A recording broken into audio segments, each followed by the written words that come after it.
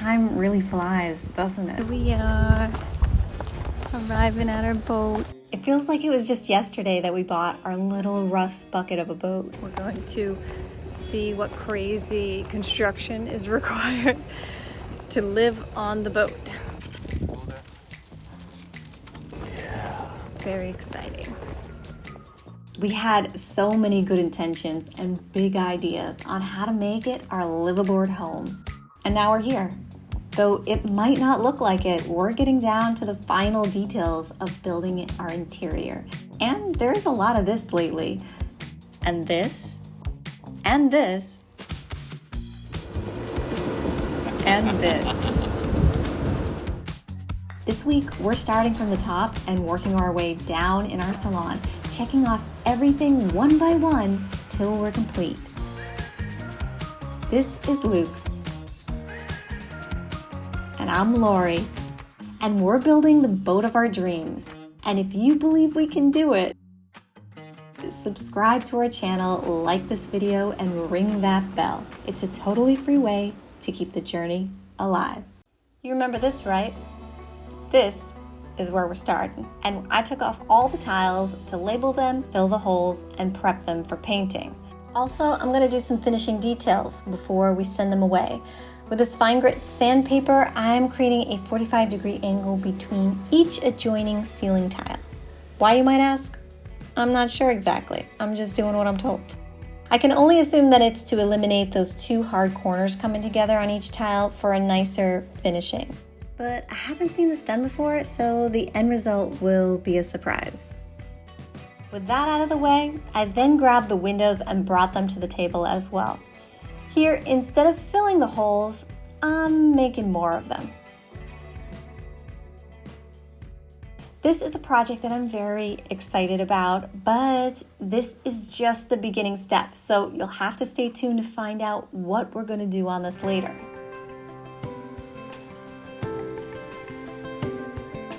That brings us to the rails.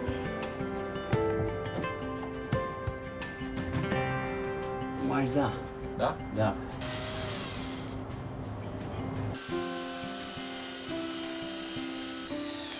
These have been in the works, but now it's time to complete them. The rail is composed of two parts, one that is attached to the hull and the rail itself that follows the contour of the boat, and that is attached to the base. We sanded down all of the rough edges, rounded out the rail, and secured everything together to make it one unit.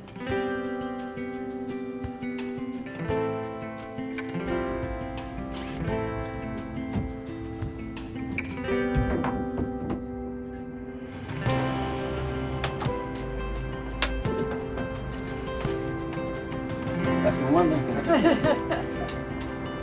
Tem o meu, o favor e o contra, né? The same thing was created on the galley side.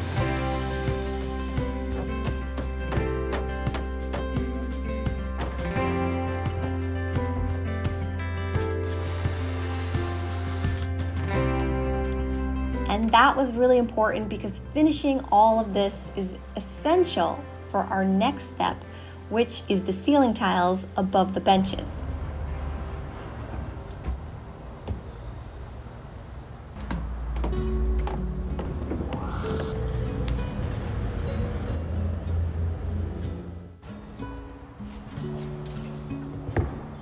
Wait a second, we skipped a part.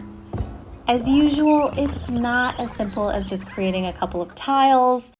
There are some large knees on the transverse frames jutting out into the cabin space. Oh, how convenient. And since we decided to leave this area open, we're gonna have to cover them up somehow.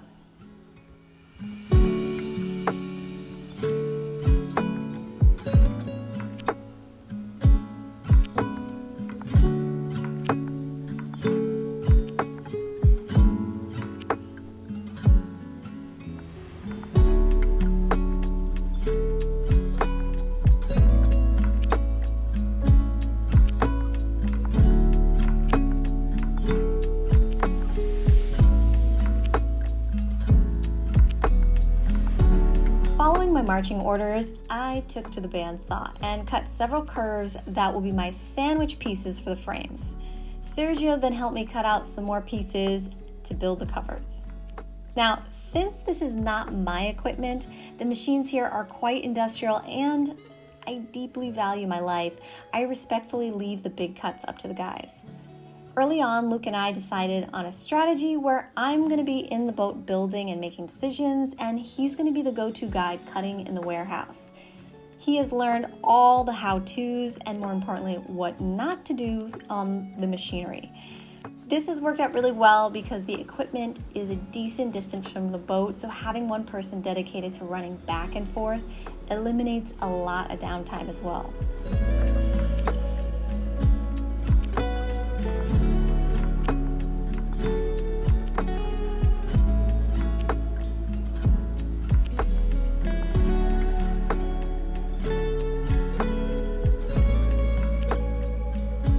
The way Sergio had me make these covers was super straightforward.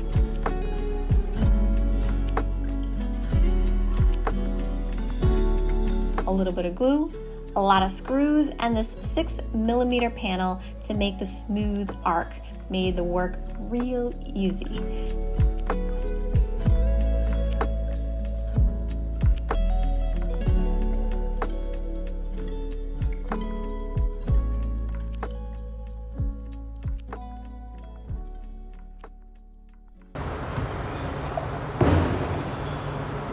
One down.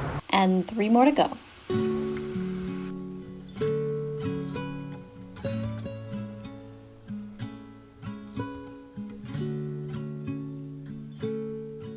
I'm gonna look back on the boat build one day and know the one thing I spent most of my time on was trying to open this can. How about a little AMSR?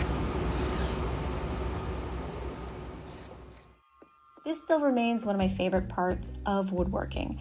It's as if no matter how much you mess up with this putty, your secrets are always safe.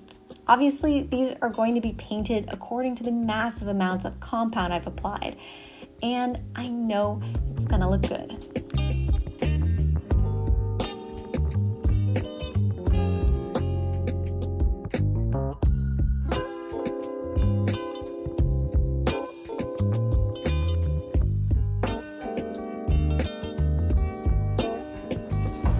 I did a little bit each day while multitasking on other projects, and that's why you see me in multiple different outfits throughout this.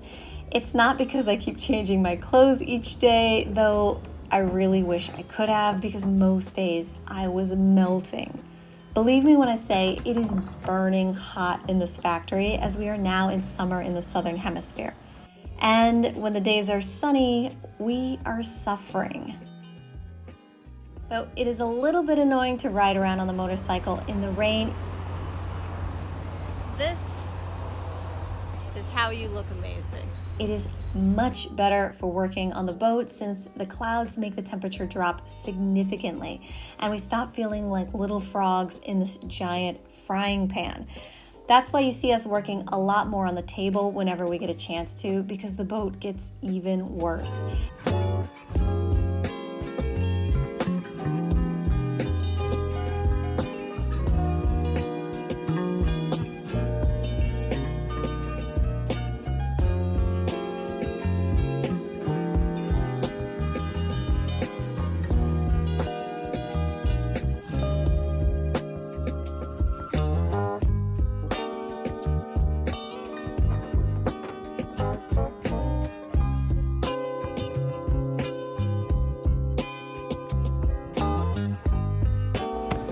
All right, I have finished the arcs. That was done now, and it was super easy. I highly recommend you doing that in your spare time. Just agonizingly easy. Now I'm gonna cut these ceiling tiles, and I'm gonna call it a day. And we're done with this part.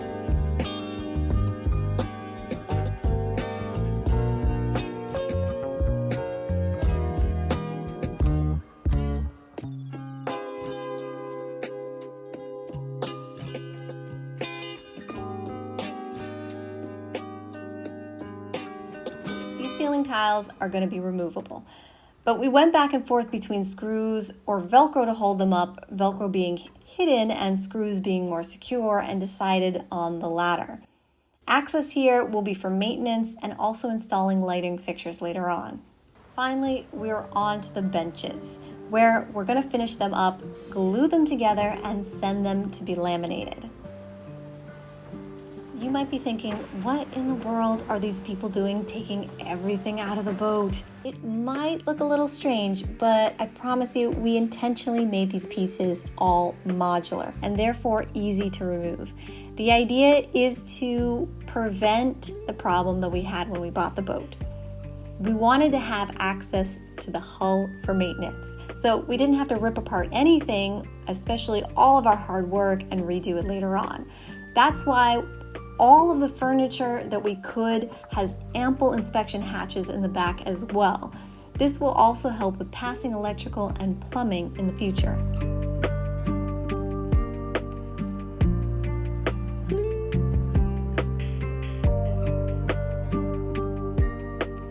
In the starboard side bench that I'm working on now, that's where we'll be installing our water maker in order to have unlimited clean water wherever we go.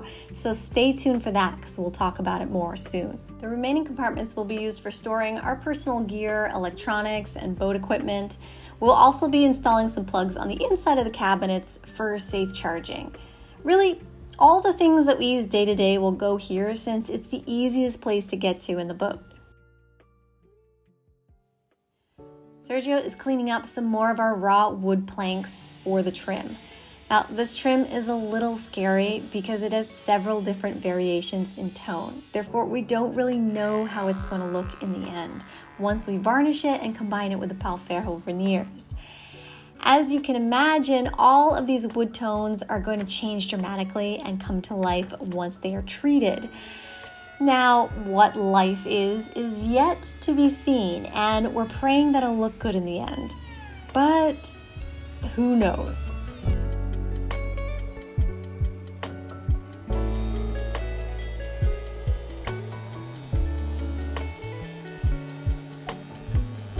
The bench doors will be inserted into this groove that secures them on the bottom. And then they're going to be locked on top with a couple of grabber latches.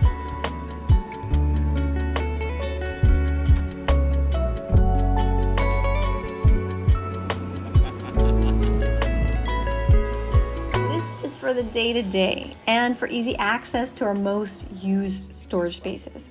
However, we're also going to be installing a lock and key on all the doors to be extra safe while sailing, or also if we're away from the boat.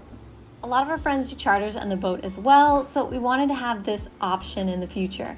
The locks are a great way to be able to invite others into our space without worrying about our personal items.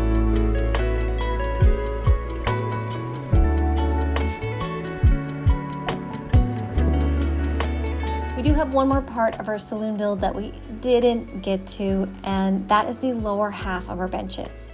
We will be finalizing that soon, so stay tuned. There's a lot more to come.